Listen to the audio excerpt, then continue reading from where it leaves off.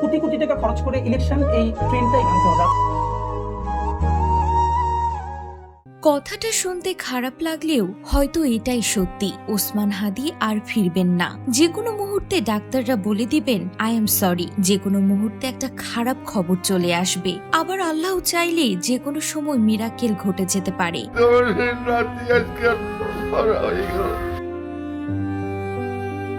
ওসমান হাদি একদম সুস্থ হয়ে যেতে পারেন, কিন্তু সেটা আল্লাহ চাওয়ার উপর। জানি না আল্লাহ এর বিপরীত চাইতেও পারেন। হাদির মাথায় এখনো গুলির কিছু অংশ রয়ে গেছে, সেটা বের করতে আরো একটা অপারেশন প্রয়োজন। কিন্তু হাদির শারীরিক কন্ডিশন এতটাই খারাপ যে এখন অপারেশন সম্ভব নয়। হার্ট, ফুসফুস কিছুই কাজ করছে না, কৃত্রিম ভাবে চালু রেখেছে। এটাকে কি বেঁচে থাকা বলে? কৃত্রিম ভাবে শ্বাস প্রশ্বাস চালিয়ে কিছুক্ষণ বা কয়টা দিন বাঁচিয়ে রাখার চেষ্টা করা হচ্ছে। শুধু এতটুকু, এর বেশি কিছুই না। আমার বাচ্চাটা তো আমি 3 মাসে 30 মিনিটও কোলে নিতে পারিনি। সিঙ্গাপুরের ডাক্তাররাও আশা ছেড়ে দিয়েছেন, তারা পারবেন না। তাই এখন যুক্তরাজ্যে নেওয়া হবে হাদি ভাইকে। কিন্তু হাদির শরীরের যে অবস্থা, জানি না যেতে পারবে কিনা, সারভাইভ করতে পারবে কিনা, নাকি তার আগেই দুনিয়ার মায়া ত্যাগ করবেন।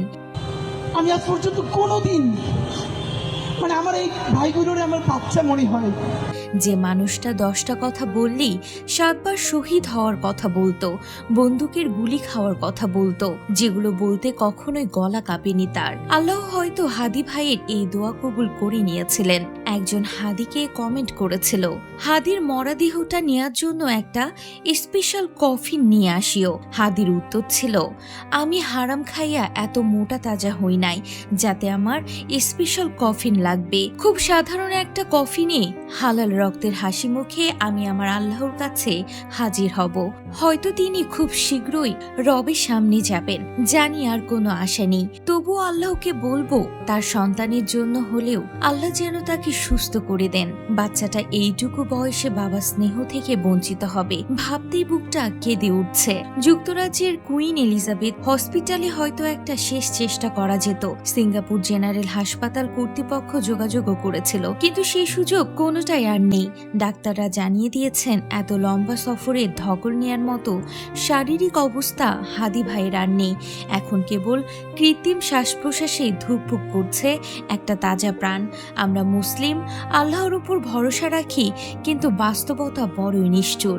চোখের পানি মুছে এবার একটু শক্ত কথা শুনুন। এতদিনেও কেন মূল অপরাধী ধরা পড়ল না?